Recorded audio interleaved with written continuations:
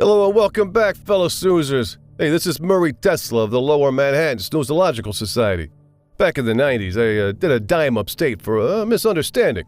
While I was inside, I developed an interest in snoozology. You got a problem with that?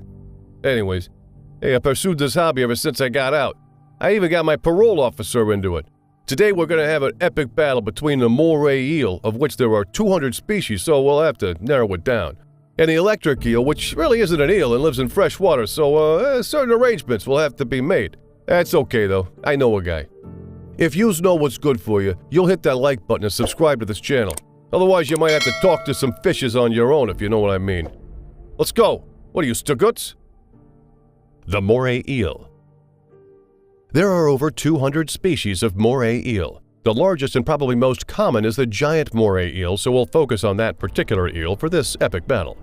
Giant morays are widespread throughout the Indo-Pacific region and commonly found in lagoons and the outer slopes of coral reefs. They are large nocturnal carnivores that can grow to 10 feet long and weigh as much as 66 pounds.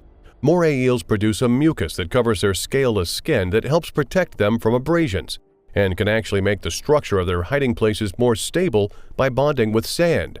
In some species of moray, this mucus is toxic. Their flesh can be toxic as well. Being apex predators, they ingest toxins present in smaller fish, and over time, the ciguatera toxin builds up to dangerous levels and can be quite detrimental to humans that consume them.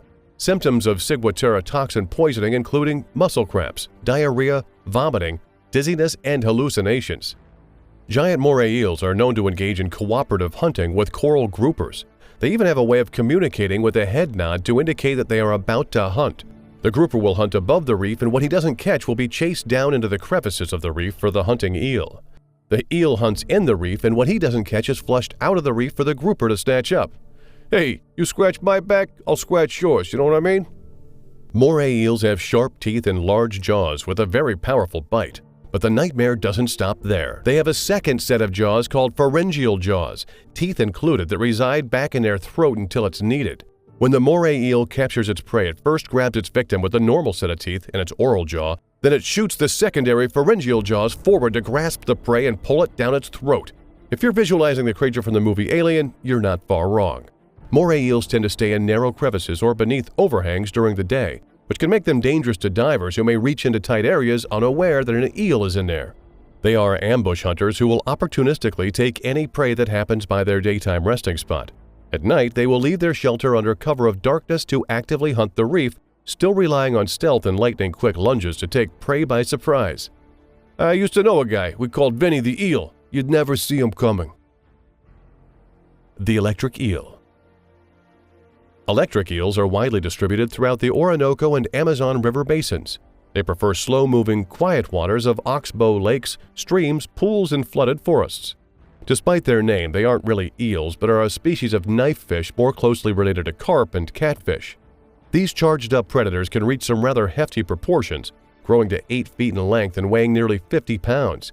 But the most impressive thing about them is that they can generate up to 800 volts of electricity that they use for self-defense and to stun or kill prey. 3 specialized electric organs, the main electrical organ, the hunter's organ, and the sacs organ, make up about 80% of the fish's body. Its remaining vital organs are tightly packed within the anterior or front part of its body. The electric organs create strong and weak electric charges, which are utilized for defense, hunting, communication, and navigation. Stronger electric charges can be energetically exhausting for this fish. Its strongest electric pulses are produced by the main electrical organ, as well as 2/3 of the hunter's organ. The remainder of the hunter's organ and the sacs organ produce the weaker electrical discharges. When electric eels generate this electrical charge, it is dispersed through the water, and a predator hunting them from the riverbank may not feel much of a charge. However, to combat this diluted effect, electric eels will leap out of the water and lay their bodies against a predator to deliver the full force of their electric shock. They can emit low and high voltage electricity. The low voltage electric charge is used to locate prey, while the high voltage charge stuns or kills the prey. One time we had this guy who needed help remembering the combination of a safe. We got out a car battery and some jumper cables, and he remembered real quick. Electric eels are obligate air breathers, which means that they must come to the surface approximately every 10 minutes to inhale air. They get about 80% of their oxygen this way. Adult electric eels are generalist carnivores, eating fish, crustaceans, insects, and small vertebrates, such as amphibians, reptiles, and mammals. Juveniles feed primarily on invertebrates, and newly hatched electric eels will eat remaining unhatched eggs. The fight. The moray eel has a certain size advantage, but can his bulk withstand the electric eel's charge? On the Lower East Side of Manhattan, there's a clandestine fish fighting ring in the vacant industrial space above a Chinese restaurant. Fortunes are won and lost on the wagers for these predatory fish fights, and tonight is no exception.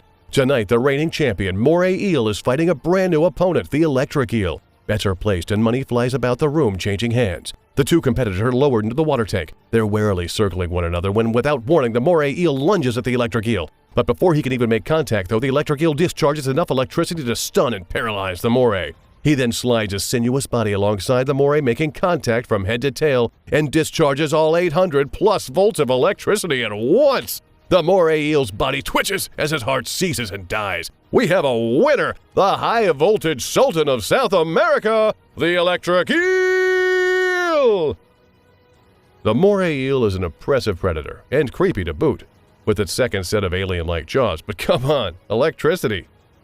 Let us know what you thought of this battle in the comment section below. Charge up that like button and subscribe to this channel, or we'll make you an offer that you can't refuse. This has been Murray Tesla. Ciao. Until next time, snoozers.